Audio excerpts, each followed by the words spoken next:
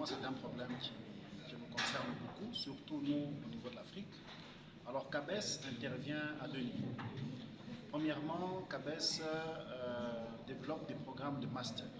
Ces programmes de master ont pour objectif de pouvoir mettre à disposition de notre continent, de nos différents pays, des jeunes experts très rodés sur des questions de biodiversité, mais aussi sur des questions d'interface sciences et politique.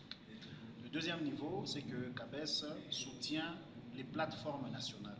De cette façon, CABES soutient la mise en place de structures qui permettent à différentes parties prenantes, pas seulement les chercheurs, mais à différentes parties prenantes, de se mettre ensemble, de discuter sur des questions de biodiversité qui touchent les pays respectifs. Et CABES joue à un troisième niveau, ce sont les plateformes régionales.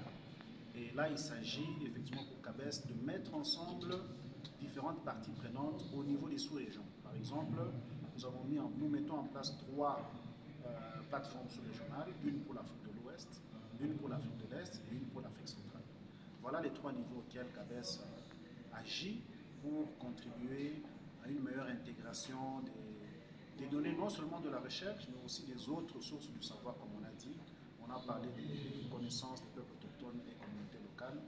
CABES joue aussi, agit à ce niveau-là pour favoriser cette meilleure intégration. Et l'objectif pour nous, c'était de passer le message justement que notre continent fait face à un déclin criant de la biodiversité et de tout ce que nous pouvons obtenir de la biodiversité, mais surtout de faire un appel à une fédération, une mobilisation des experts, pas seulement des chercheurs, mais des experts d'origine diverses, y compris les politiques, y compris les peuples autochtones, communautés locales, pour que nous puissions trouver des réponses adéquates à ces questions.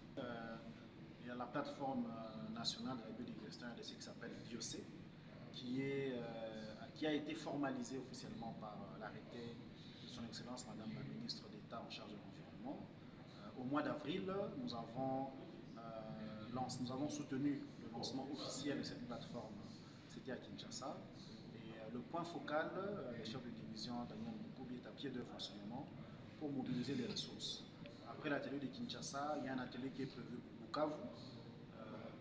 Très bientôt. Nous allons profiter de cet atelier à Lubumbashi pour mobiliser les acteurs de Lubumbashi. Nous espérons que ce se passera demain. Et puis avec ça, il faudra qu'on mobilise les acteurs au niveau de Kisangani pour la région du Nord. Avec ça, nous pensons que nous allons faire un grand pas dans la mobilisation des différents acteurs impliqués sur les questions de biodiversité. Merci. Il y a deux faits qui doivent attirer l'attention des Congolais, en tout cas de la RDC. Le premier, c'est le fait que la biodiversité joue un très grand rôle au niveau de notre pays pour les populations. Le constat qui est fait, c'est que cette biodiversité aujourd'hui, elle n'est pas très bien gérée, de sorte que nous assistons à un déclin, même à l'échelle nationale.